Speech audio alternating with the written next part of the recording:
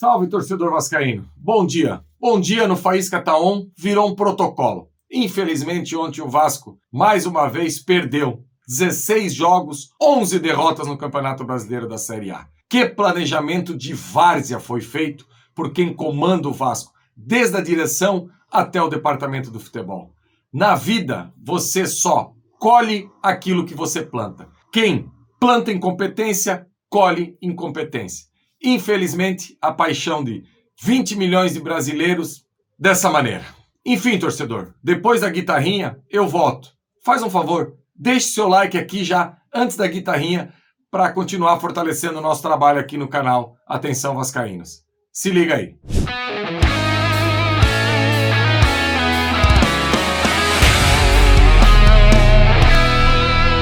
Então, torcedor vascaíno, ontem o Vasco continuou aí a sua procissão no Campeonato Brasileiro da Série A. Pena que é uma procissão de joelhos que o Vasco vem fazendo, com muita dor. A 11ª derrota em 16 jogos. Quase que inacreditável para quem imaginava um cenário completamente diferente depois do acesso ano passado da Série B. E olha que um acesso que terminou em novembro do ano passado. Pela questão da Copa do Mundo, o Vasco teve tempo para se organizar. E o planejamento foi de uma várzea tão completa, mas tão completa, que o Vasco chega quase que na metade da Série A desse ano. E olha que todos que comandam o futebol do Vasco deixaram claro que o Campeonato Brasileiro da Série A desse ano era o alvo. A Copa do Brasil, quanto mais longe fosse, ok. O Campeonato Carioca a gente já sabe, mas o que o Vasco iria dedicar as suas forças era o Campeonato Brasileiro. E olha que o Vasco já foi, dos 20 clubes da Série A, o primeiro que saiu fora das outras competições, que ficou jogando só o Campeonato Brasileiro. Agora, o planejamento de quem comanda o futebol do Vasco, todo mundo sabe, as pessoas envolvidas, e assim, eu não gosto de deixar ninguém fora. Eu coloco o pessoal da associação, eu coloco o pessoal da SAF, eu coloco o departamento de futebol, eu coloco todos. Para eu não ficar falando o nome de um ou de outro aqui, todos que vocês imaginam que de alguma maneira estão envolvidos ou estiveram envolvidos com o planejamento do futebol do Vasco, são incompetentes.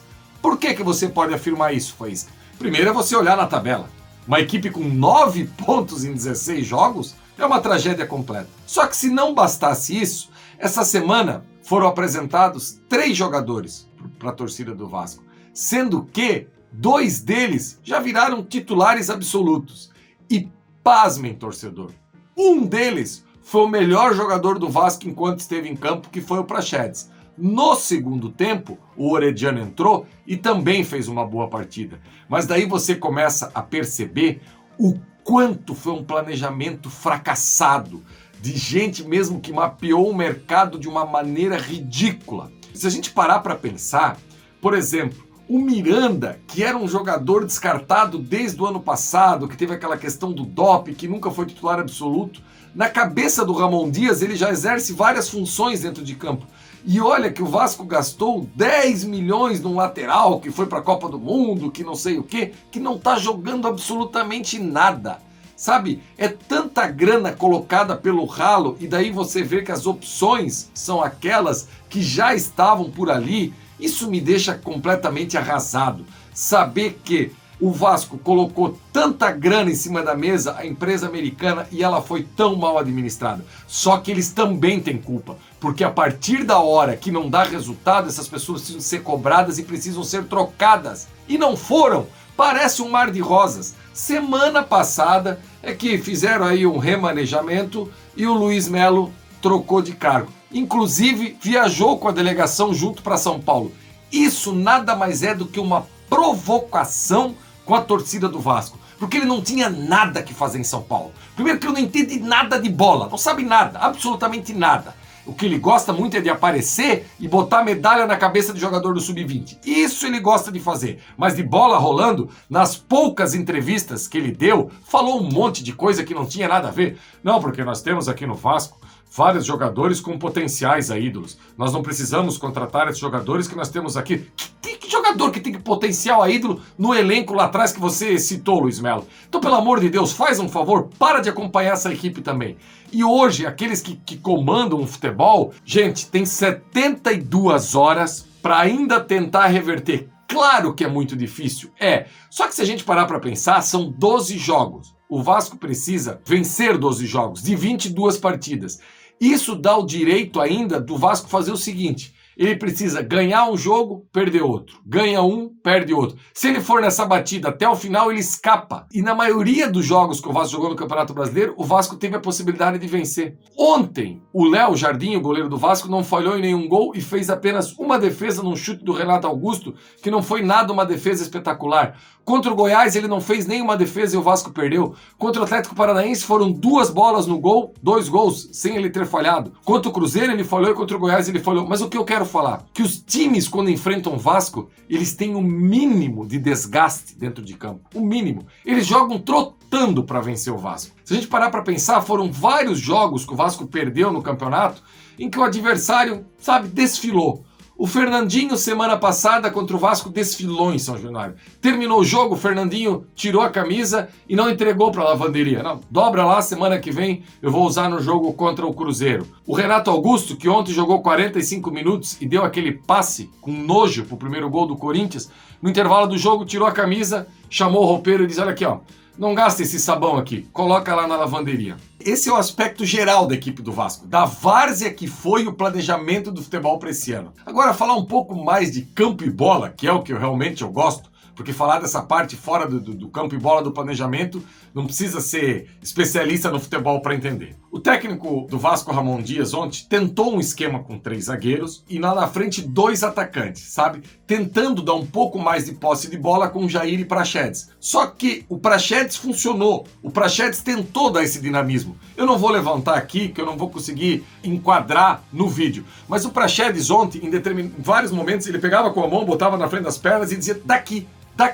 Jogador que chegou agora e não tá com medo da bola. O Vasco tem vários jogadores dentro desse elenco que hoje tem medo da bola, não se apresentam para jogar. E o Praxedes ainda não tá contaminado por essa mediocridade que impera nesse elenco do Vasco. Só que o Jair do outro lado trotou. O Jair, ele sabe jogar, mas às vezes me passa a impressão que ele acha que ele joga mais do que ele joga. Aí ele faz partidas igual ontem. E não é a primeira vez que ele fez partida igual ontem. Ele tem que ser titular da equipe do Vasco? Tem. Desde que ele consiga, em determinado momento, imprimir algum ritmo no jogo. Porque para jogar caminhando da maneira que ele jogou ontem, ele não pode ser titular.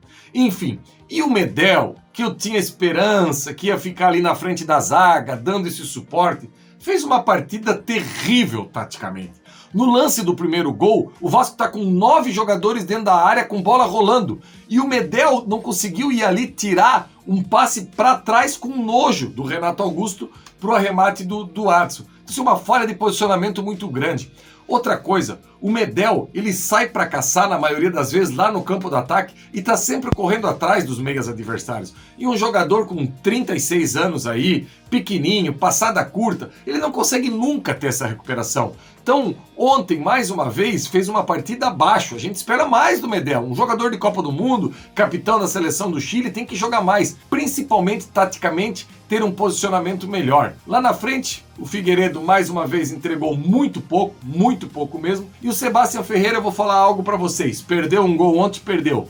Mas eu acho que nessa caminhada de reconstrução, com mais um atacante de porte ao seu lado, se é realmente que o Diego Costa vem, eu acho que ele pode ajudar bastante. Conseguiu prender algumas situações lá na frente, conseguiu ter um pouco de posse, saiu para jogar. Eu acho que fisicamente está sem ritmo, precisa jogar mais. O jogador me parece interessante.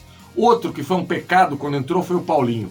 O Paulinho, quando entrou, estava conseguindo imprimir algum ritmo ali no meio, sendo aquele jogador para circular a bola, toca, sai, recebe, gira. Só que parece que o lance do pênalti, a infelicidade, acabou murchando a entrada do Paulinho e não fez uma boa partida. E o Orediano, e eu falo isso aqui com felicidade, porque eu acho que eu já gravei aqui 30 vezes falando da contratação do Orediano, que eu tinha achado uma contratação errada. E por que eu sempre falei isso?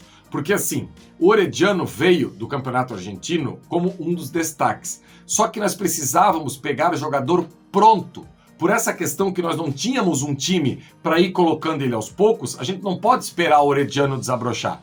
Tanto é verdade que nós já estamos terminando o turno e ele ainda não desabrochou. Que agora ele tenha uma sequência e possa ser o Orediano que todo mundo espera. Ontem, quando ele partiu de fora para dentro, a bola que ele mete para o Peck, parece um jogador que vai ajudar. Então assim, devagarinho, alguns jogadores, alternadamente, vão dando indícios que pode fazer uma cara de time. Praxedes, Orediano, Sebastião Ferreira, sabe? E outros começam a ter atuações muito abaixo. As duas laterais do Vasco foram patéticas ontem. Tanto o Puma quanto o Piton foram bem abaixo. Agora a gente tem aí 3 dias ainda até fechar a janela. Diego Costa e mais 2 jogadores urgentes. Jogadores para chegar e fazer igual para Praxedes. Dá a camisa e vai para dentro do campo. Porque aqueles que estão ali a gente já sabe que não estão dando conta. Que precisam de uma retomada nesse Campeonato Brasileiro, e isso passa muito pelo trabalho do Ramon Dias e também pela chegada de novos jogadores. É um milagre, mas a gente já teve anos que, por exemplo, equipes terminaram. Ano passado, o Fortaleza terminou o turno com 13 pontos e escapou. Para a gente terminar o turno com 13 pontos, a gente ainda tem 3 jogos pela frente para fazer no turno. Um com o América, que ficou lá para frente. Mas a gente tem o Grêmio em casa, o Red Bull Bragantino e o América. Então, assim, dá para chegar ainda a 18. Que o Vasco consiga ganhar um, empatar um. Que consiga chegar ao mesmo 13 do Fortaleza para tentar nesse segundo turno, com uma equipe completamente renovada, essa arrancada que a gente precisa. O Cuiabá, nos últimos 5 jogos, venceu 4. Por que o Vasco não consegue isso também? Agora, isso passa muito por um novo time. Infelizmente, volto a bater nessa tecla aqui. Foi um planejamento de várzea que resultou nessa campanha patética. Beleza, galera? Deixe seu like aí, compartilhe esse vídeo nas suas redes sociais para continuar fortalecendo o nosso trabalho. E final de semana que vem a gente está de volta aqui no Faísca Tá On. Quem sabe um pouco mais calmo, projetando esse duelo contra o Grêmio, que parece ficar cada vez mais importante, jogo após jogo, para a equipe do Vasco. Abraço, galera!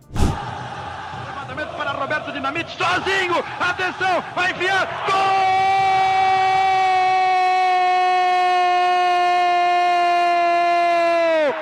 Que golaço maravilhoso do moço que mora em Caxias!